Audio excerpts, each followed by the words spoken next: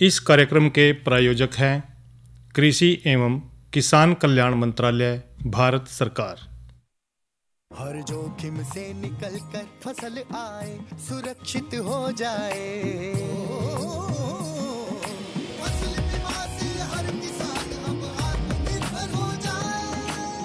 संकट के समय प्रधानमंत्री फसल बीमा योजना किसानों के लिए वरदान है। अब सूखा पड़े या बाढ़ आ जाए, कोई डर नहीं।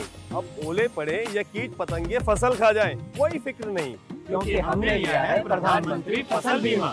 बुआई से फसल कटाई तक हर जोखिम का दावा, न्यूनतम प्रीमियम पर अधिकतम भुगतान का वादा। योजना से हर साल जुड़ रहे हैं 5 करोड़ से ज्यादा किसान। अब आपकी है बारी। नजदीकी कृषि कार्यालय, सहकारी समिति, बैंक शाखा, अधिकृत बीमा कंपनी या जन सेवा केंद्र में स्वेच्छा से करा सकते हैं पंजीकरण। फसल बीमा पोर्टल या फसल बीमा ऐप द्वारा भी कराया जा सकता है पंजीकरण। प्रधानमंत्री फसल बीमा योजना, आपकी फसलों का संपूर्ण सुरक्षा कवच। कृषि एवं किसान कल्याण मंत्रालय, भारत सरकार। कार्यक्रम किसान वाणी सुनिए सब बन भैया ने रिसाले भाई की ओर तय राम राम।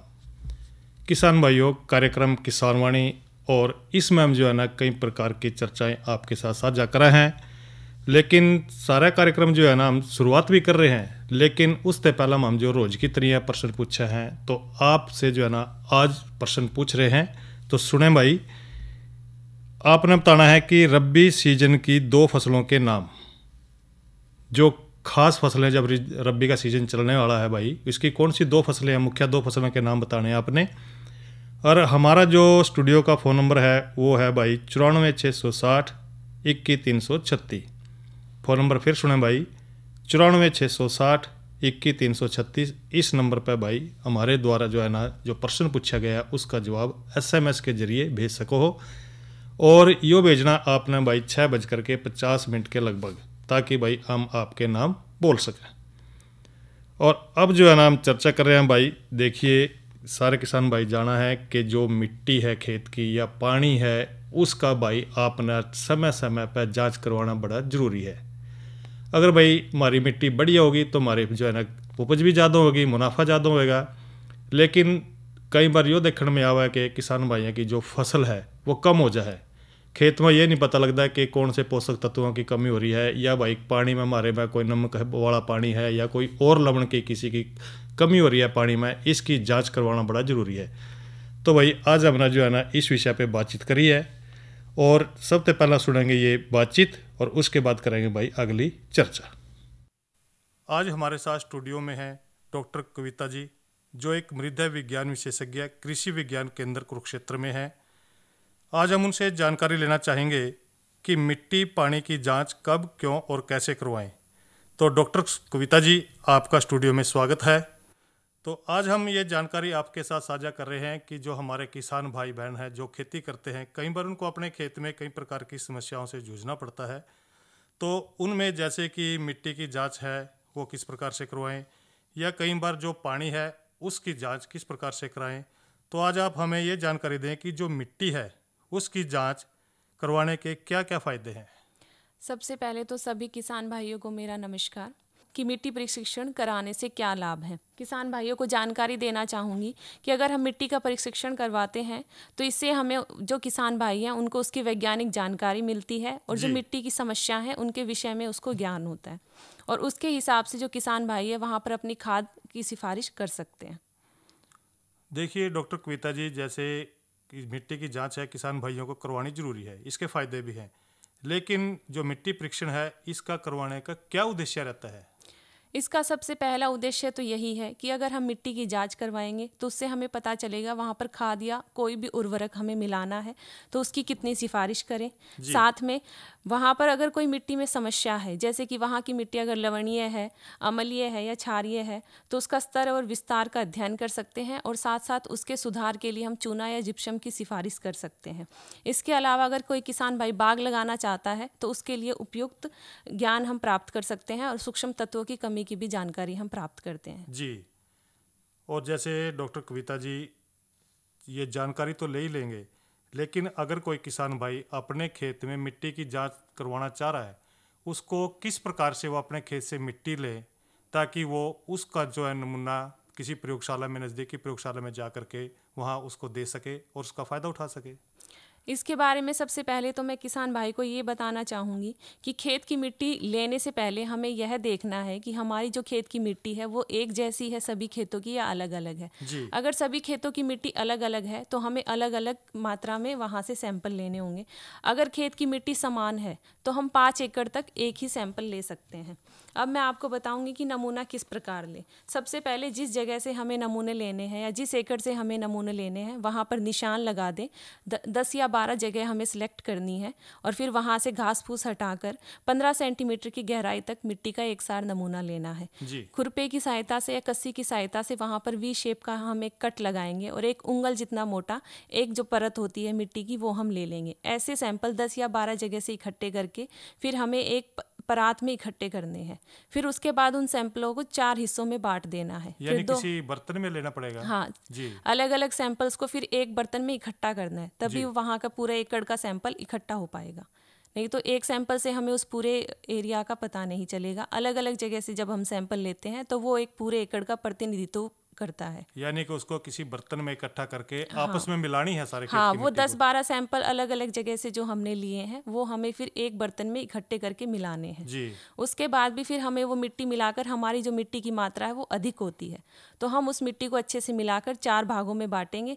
2 भाग उसमें से निकाल देंगे, 2 भागों को फिर से अच्छे से मिलाएंगे और ऐसे हमें 2 भाग जब तक निकालते रहना है तब तक कि हमारे जो फाइनल नमूना है वो 500 ग्राम का ना हो जाए।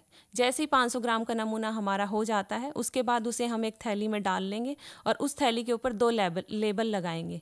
एक लेबल के उसके अंदर डालेंगे जिसके ऊपर किसान का नाम, पिता का नाम, उसका पूरा पता और किला नंबर होगा और एक ऐसा ही लेबल उसके हम बाहर लगाएंगे। और ऐसा करने के बाद हम उस सैंपल को किसी भी पास की प्रयोगशाला में या फिर किसी जो कृषि विश्वविद्यालय है वहाँ पर जमा करवा देंगे।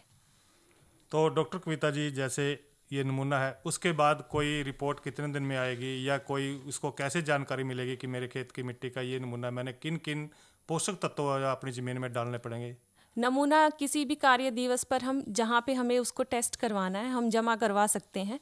जमा करवाने के 15 दिन के अंतराल में हमें उसकी जो रिपोर्ट है वो मिल जाएगी और उस रिपोर्ट में हमें उसकी मिट्टी की ईसी, उसकी पीएच, साथ में उसका जैविक कार्बन का अंश, फॉस्फोरस, पोटाश और मिट्टी की टाइप, कौन से प्रकार की वो मिट्टी है, ये जानकारियाँ हमें वहाँ से प्राप्त होंगी। तो जैसे कोई अगर अपने खेत की मिट्टी की जांच करवाना चाहता है किसान भाई, वो कितने अंतराल के बाद करवाए ताकि उसकी ज़मीन उर्वरक शक्ति से भरपूर रहे? अच्छी फसल के लिए वैसे तो हम किसान को बताते हैं कि उसे हर साल अपनी मिट्टी की जांच करवानी चाहिए, लेकिन अगर किसी कारणवश वो हर साल नहीं करवा पाता है तो उसे 2 या 3 साल के अंतराल में एक बार मिट्टी की जांच अवश्य करवानी चाहिए। और अगर किसी किसान भाई ने खेत से मिट्टी निकलवाई है या उठवाई है तो वहाँ पर मिट्टी उठवाने के बाद उसे जाँच अवश्य करानी ही चाहिए।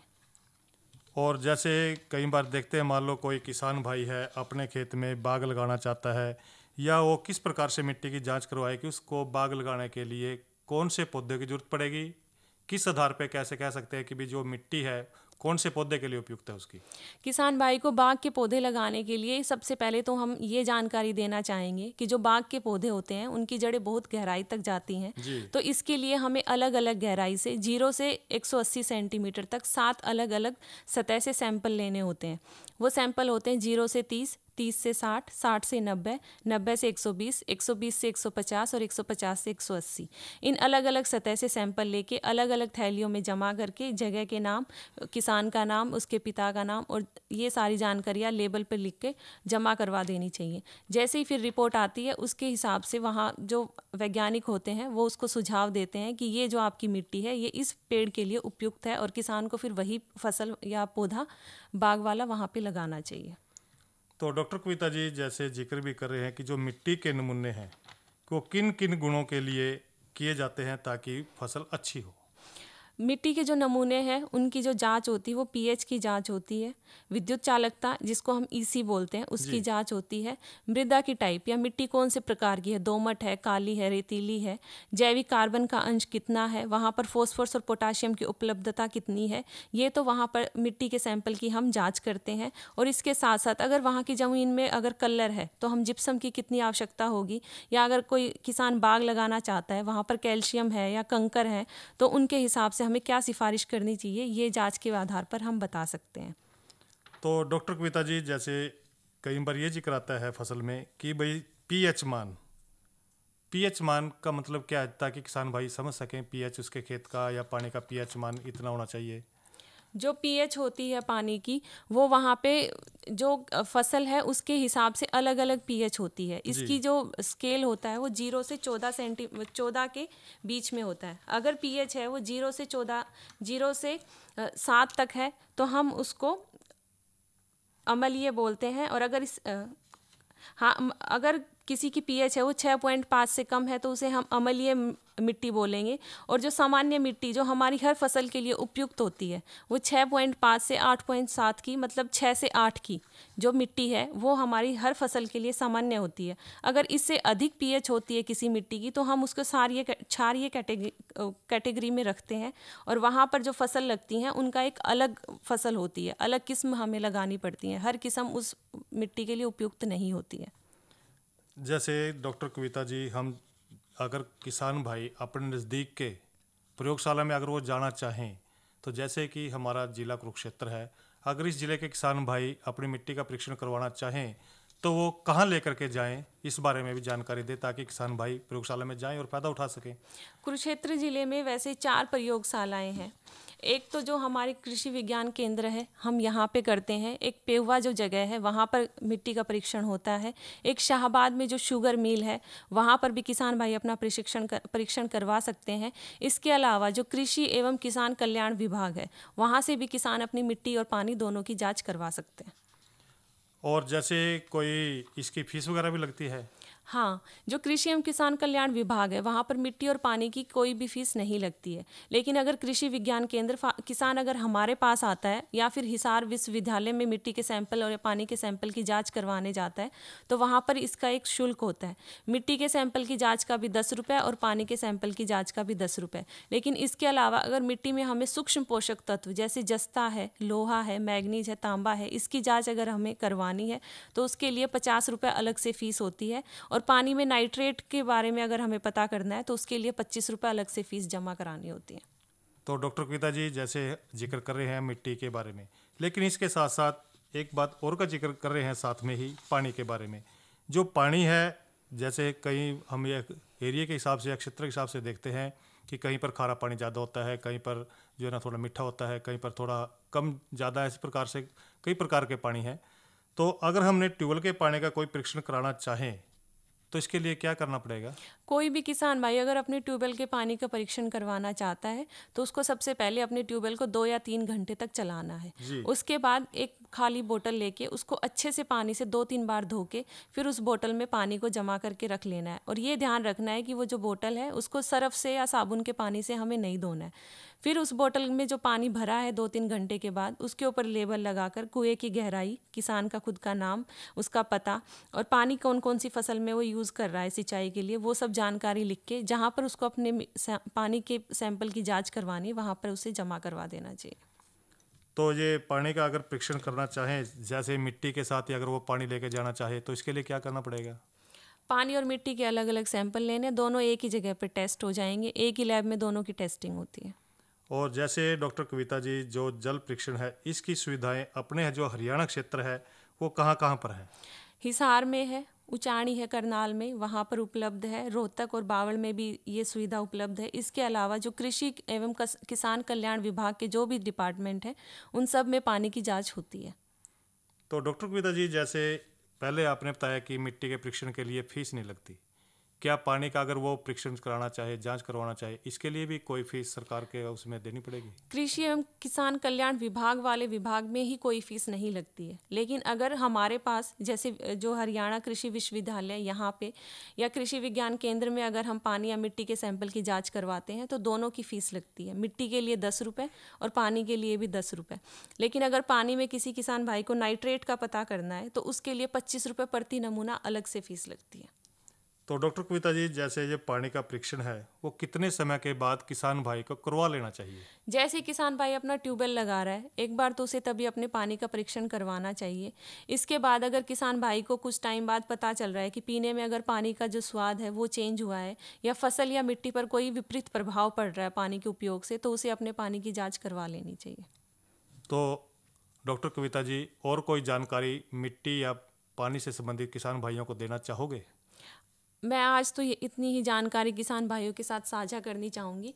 इससे अलग अगर कोई किसान भाइयों को समस्या है तो वो हमारे कृषि विज्ञान केंद्र के भवन में आकर सेक्टर 13 में हमसे मिल सकते हैं और अपनी समस्या हमसे साझा कर सकते हैं। तो डॉक्टर कविता जी, आपने बहुत अच्छी जानकारी हमारे जो किसान भाई हैं जो मिट्टी या पानी की जांच करवाना चाहते हैं उनको दी। इस जानकारी को देने के लिए आपका बहुत बहुत धन्यवाद। धन्यवाद सर। ये तो बातचीत सुनी हमने मिट्टी पानी की जांच कब, क्यों और कैसे करवानी चाहिए।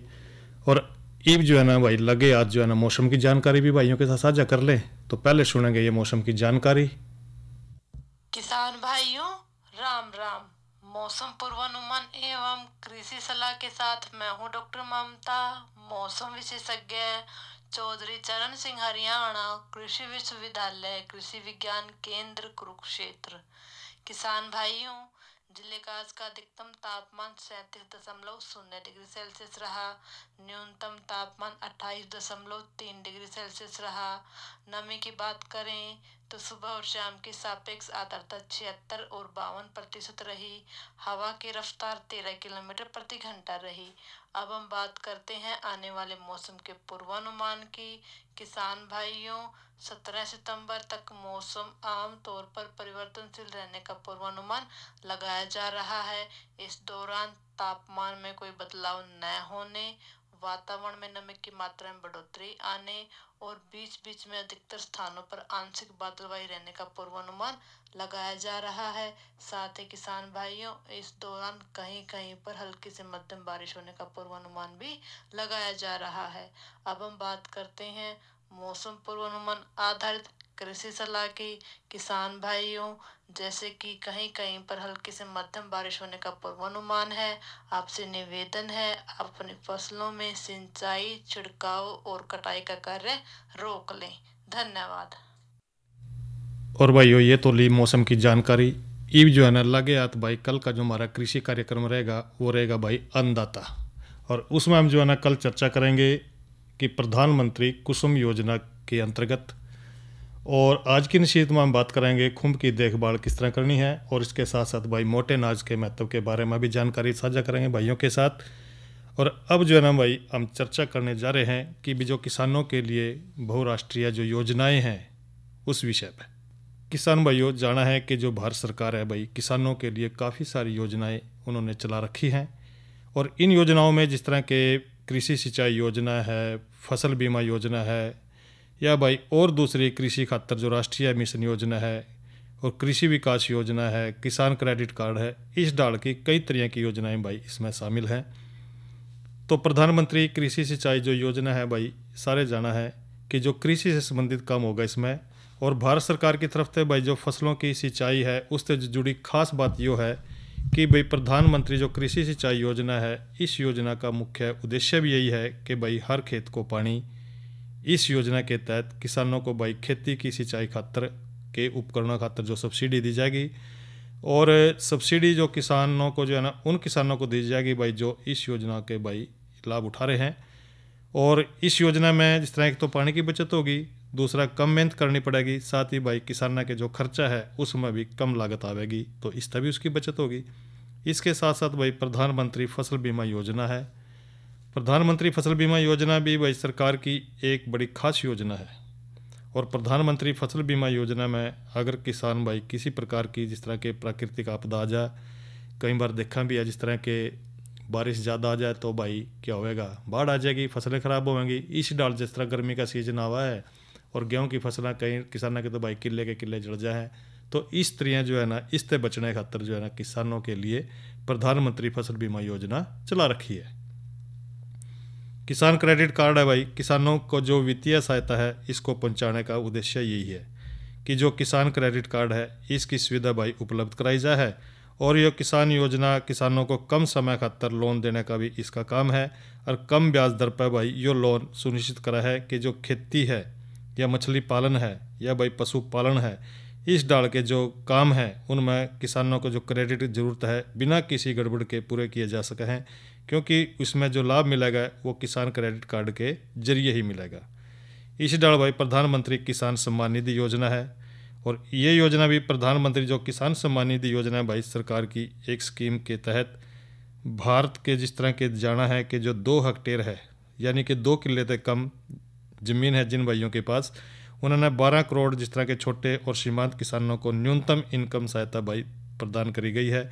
और इसमें हर साल देखा है किसान भाई की जो 6,000 रुपये उनको साल में मदद के रूप में दिए जाए हैं और यह 2-2 हज़ार की भाई 3 किस्तें दी जाए हैं। तो इस टार जो है ना इस योजना का भी किसान भाई फ़ायदा ले सके हैं। और भाई ईब जो है ना करावेंगे भाइयों का मनोरंजन इस लोकगीत के साथ।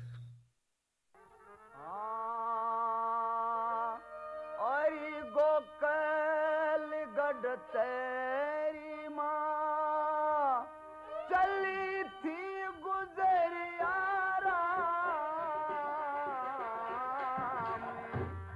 वाहे गुजरिया मेरे मन बसी।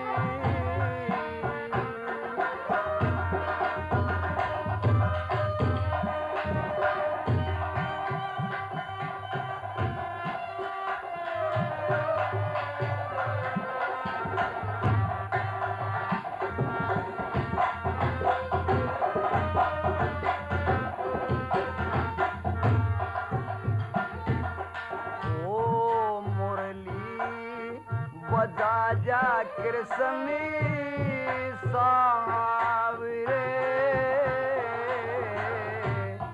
गोपी बुलावे आजा तावरे और जमुना किनारे मेरी बसती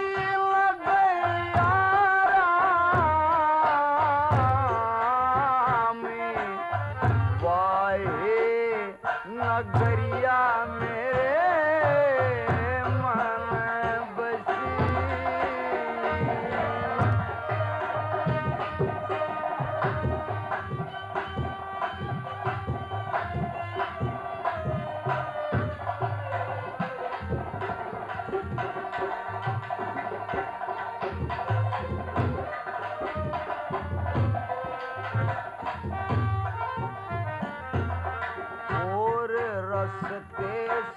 चालू राम हरी लगे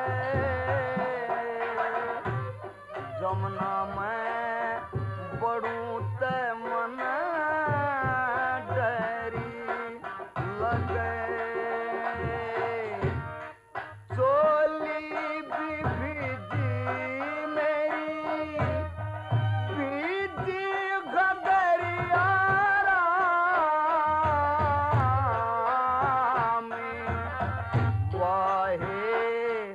घगरिया मेरे मन बसी।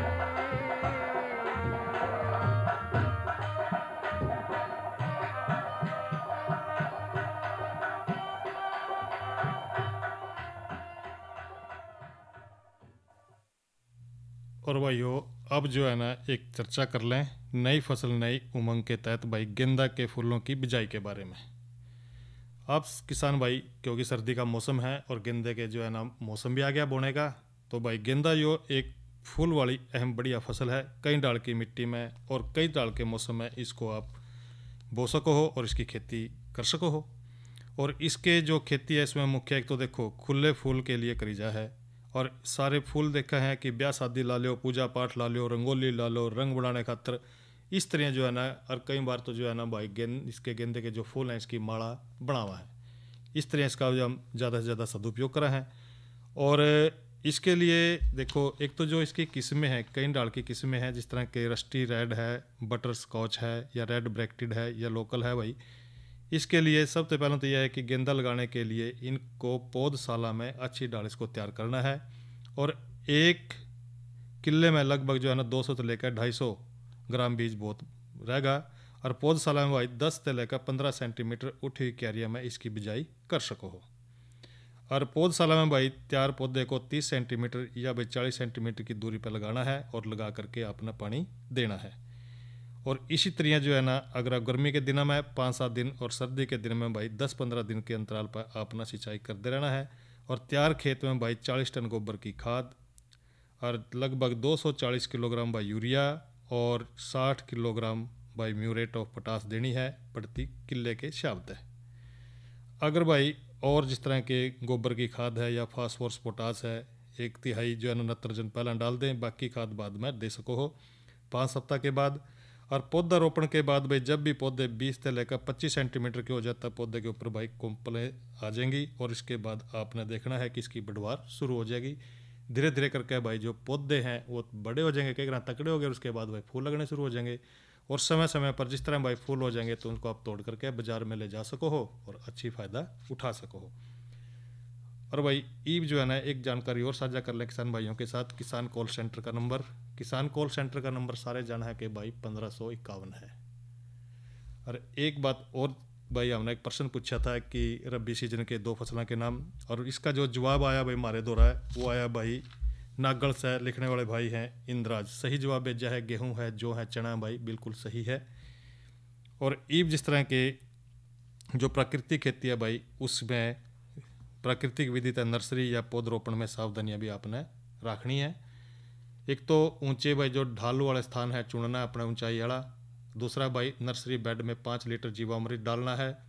और बीजों की बुआई भाई कतारों में 1 उंगल गहराई में करनी है। सड़े गोबर की सूखी जो खाद है उससे बीजों को ढक दें। हल्के पोरे तक नर्सरी की सिंचाई करनी है। और भाई खेत की तैयारी या पौधरोपण है, आपने एक तो ज़मीन की जो अंतिम जुताई के समय 100 किलोग्राम घन जीवामृत ज़मीन में मिलाना है। और अंतिम जुताई के बाद भाई 3 से लेकर 5 सेंटीमीटर तक या भाई 7 फीट चौड़ा जो है ना 3 मीटर या भाई 7 फुट चौड़ा बेड के साथ पानी निकासी के लिए नाला बनाना है। तो भाई इस कार्यक्रम के प्रायोजक थे कृषि एवं किसान कल्याण मंत्रालय, भारत सरकार। अरे अरे अरे अरे, क्या कर रहा है? इधर इधर इधर, हम बोल रहे हैं तेरे बीजू का। उतला बोल रहा है? हाँ, पक्षियों से तो हम खेत को बचा लेते हैं, पर इन घातक रसायनों से कैसे बचाएं? मतलब? देख बेटा, तू जो ये अंधाधुंध रसायन मिलाता है ना, मिट्टी की सेहत बिगड़ने लगी है। और जब माटी ही कमजोर पड़ जाएगी तो उपज कैसे सेहतमंद होगी? हाँ? अरे पहले ऐसा नहीं था, पूछना अपने बड़े बुजुर्गों से, कैसे फसल लहलहाती थी, शुद्धता झलकती थी। हाँ, माटी भी तंदुरुस्त और लोग भी। अरे पहली वाली बात कहाँ? पर अब तो सब यही डाले हैं। सब नहीं, आज भी लाखों जागरूक किसान परंपरागत विधि से फसल उगा रहे हैं। खर्चा कम और उपज की कीमत भी बेहतर पा रहे हैं। सच है? रे बेटे, एक्सपीरियंस से बता रहे हैं, धूप में बाल सफेद नहीं किए हैं। हाँ। ठीक है भाई, मैं भी आज से जैविक खेती शुरू करूंगा। माटी से प्रेम की परंपरा है, परंपरागत खेती। इसी के साथ ही कार्यक्रम किसान वाणी यहीं पर संपन्न होता है। रिसाले भाई ना देव इजाजत। अच्छा भाइयों, राम राम।